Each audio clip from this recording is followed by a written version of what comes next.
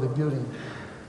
And this is the dream. That's what we hope to have in 10 to 12, maybe 15 years, depends on the crisis. We are all in the same boat. And we had scheduled just to have this on 10 years' time, but let's see how it goes. That's the new downtown. That's a view of the new downtown on this bottom line. And there's a mountain.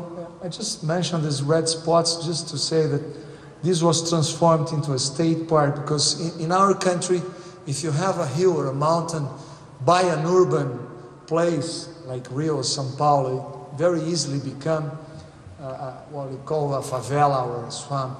So in order to avoid that, this has become, with the help of the university and the authorities, a state park.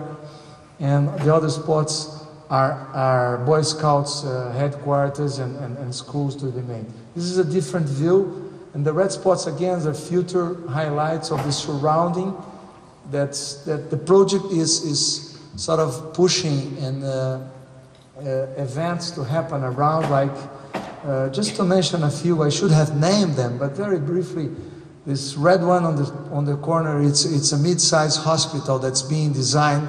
We should have ready for 2014. It's the World Cup of football in Brazil, and it's a huge event. The whole country is getting prepared for the 2014. But then we have an amphitheater in a main square. The other spot, it's a small plane. It's a neighbor.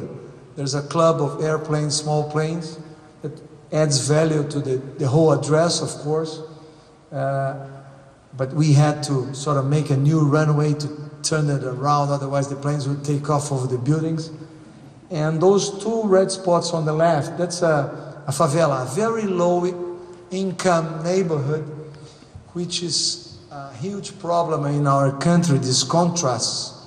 And together with the university, the local government, and ourselves and a lot of business people, two initiatives that should change that very soon in the future, which is a health installation and a technical school. There's about 3,000 people that live there, and the only way for these people to go, like we say in Brazil, cross the street to a techno park, to a business park that's coming up in this place, is to educate these people to allow them through the education to cross the street and participate of this market. And the other red spots are bus terminals and key things that are happening around. Today, Pedra Branca has 4,000 residents, students, and direct jobs. The concept live, work, study, and play, and that's the future. About 30,000 people. The campus will grow a little bit, but our main job today is attracting people to work there with these health companies and TI. We have elected through these last 3 years that we've been coming to US and Canada on these events by reading books from Janie Jacobs to books for many of people that I'm sure he's here about urbanism, sustainable urbanism. And we elected this for Pedra Branca, like being our Bible, our principles. I'll just very briefly go. Priority to the pedestrian, of course, mixed use, complementarity, the diversity of residents, very important. Sense of community, we've been supporting a lot. There's an association of people that live there with new leaders that are living already there, and assume this association and events every weekend, of course, on the main squares, on the public spaces. Just to mention a few words on this balanced density, I saw a few questions on the speech before. This was the biggest challenge through about 1.5 years discussing with this mixed architects from here, from Canada, from many Brazilians, Jaime Lernes, how dense should be Pedra Branca, how many people per acre or per hectare. And after many, many discussions, we think we found a balance to have a living neighborhood, but to allow people to enjoy a city life, but close to nature and We are balancing buildings from 4, 6, 8, and 12 floors with an average of inhabitants per acre or hectare. Just to mention you, Greenbuild in Brazil, I have two directors here. Nelson, could you stand up, please, Nelson? Nelson Kawakami is the director of USCBC, and Felipe, director of US Brazilian Green Builders. We already have more than 100. Nelson was telling me, Valério, we passed 100 buildings submitted in Brazil for USGBC. High performance on the buildings, attractive and safe public spaces, of course, harmony between nature and urban amenities. That's the dream of everybody who is a developer and wants to have this downtown, but close to nature, walking distance, bikes. Connectivity, of course, is very important. We already have Wi-Fi on all the main squares, but bikeways are being drawn being painted, and it's enthusiastic. Fortunately, the whole area is quite flat, and we hope to be a showcase in Brazil as far as bike is used. We went yesterday with the Brazilians to the Harvard squares, and we saw how many bikes the students are using. It's fantastic. And Brazil, we have a lot of nature and natural resources, but this is a main magazine in the country, and this issue is October. It's the cover story mentioning reduction in energy, sustainability.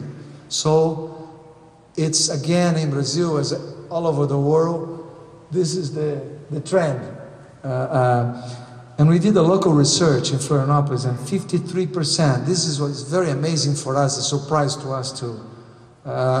Talking about the apartments, let's go back here. 53% think it's important to live in a sustainable building. This was a really surprise for Brazil. It was a headline in many newspapers in the region. And of course, we think it's not a problem, it's an opportunity. This is a phrase of Bill Clinton last year in Chicago. But considering Brazilian natural resources, I don't know if you can see from the back, but huge forests, the biggest in the planet, the biggest hydroelectric power generation, biofuels through the cane, sugar cane, the juice itself, and now through cellulose or the fiber or the bagasse of the cane, largest freshwater reserve in the planet, solar intensive climate, and 5,000 miles of windy coast. And today, about the 10th reserve of oil. The country is self-sufficient in oil. We're exporting petroleum, or offshore petroleum.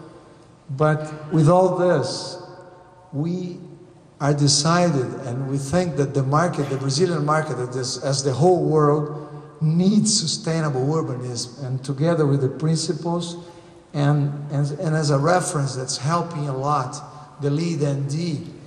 We missed to be LEED ND, to put Pedra Branca as a pilot project, but we are running through these references.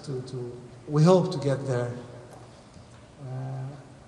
And of course, we are members of the two institutions in Brazil, which is on the left, Brazilian Council of Sustainable Constructions, the Brazilian Council